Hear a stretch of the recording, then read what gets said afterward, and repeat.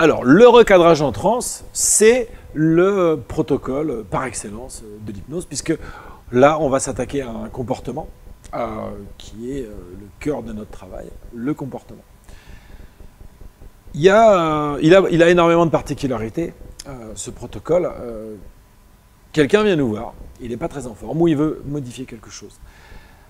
Et puis, simplement, dans ce protocole, on va contacter l'intention positive, on va contacter la partie à l'origine du comportement, on va trouver du choix, on va choisir dans le choix une fois, on va choisir dans le choix deux fois, on va intégrer, on va garder les ressources et les apprentissages de la chose qu'on veut changer. En fait, il n'y a que du bon, il n'y a que du bon. On va changer le comportement, mais on va garder tout le bon qui est là. Déjà, bon, on a un comportement. On a notre comportement. Bon, je parle induction. Bien sûr qu'il y a une induction avant. En même temps, dans ce protocole-là, on fait un travail de partie. Et donc là, ça va être déjà dissociatif par excellence. Donc on a un comportement. On a un comportement X que la personne qui vient nous voir veut changer. Bon, ça, jusque-là, c'est assez simple. On va mettre de côté tous les apprentissages et ressources. Tous les apprentissages et ressources que ce comportement a mis en place, bien sûr, parce que certainement qu'il y a quelque chose de positif là-dedans.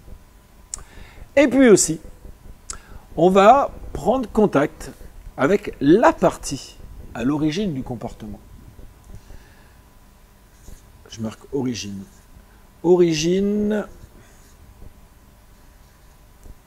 du comportement X. On va prendre contact avec la partie à l'origine du comportement et, eh bien, faire passer au conscient l'intention positive. Au conscient l'intention positive. Ça fait déjà deux choses de correct, de bon. 3. Apprentissage et ressources, et qu'il y a une intention positive dans tout ça.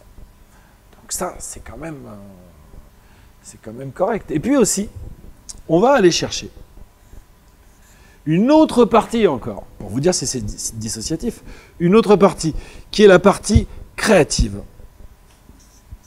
Partie créative de la personne. Cette partie créative, on va lui demander de générer des nouvelles façons d'agir, quelque chose pour remplacer le comportement, tout en tenant compte de l'intention positive. On va donc lui demander si la partie créative a bien compris aussi l'intention positive, et ensuite, on va lui demander de générer cette partie créative 6 nouveaux choix. 6 nouveaux choix de comportement. Tout ça, ça se fait avec du signaling, hein, bien sûr. 6 nouveaux choix de comportement qui seront en accord avec l'intention positive. Et puis, la partie à l'origine du comportement choisisse 3 nouveaux choix. En choisissent 3. Faire un choix dans les 6. Bon. Une fois qu'on en a choisi 3, d'en refaire encore un choix. D'en choisir un. De faire un choix. De quelque chose qui soit le plus facile à mettre en œuvre, le plus écologique, le plus adéquat, qui corresponde à l'intention positive. Bref, le meilleur choix qui puisse être en adéquation avec notre personne.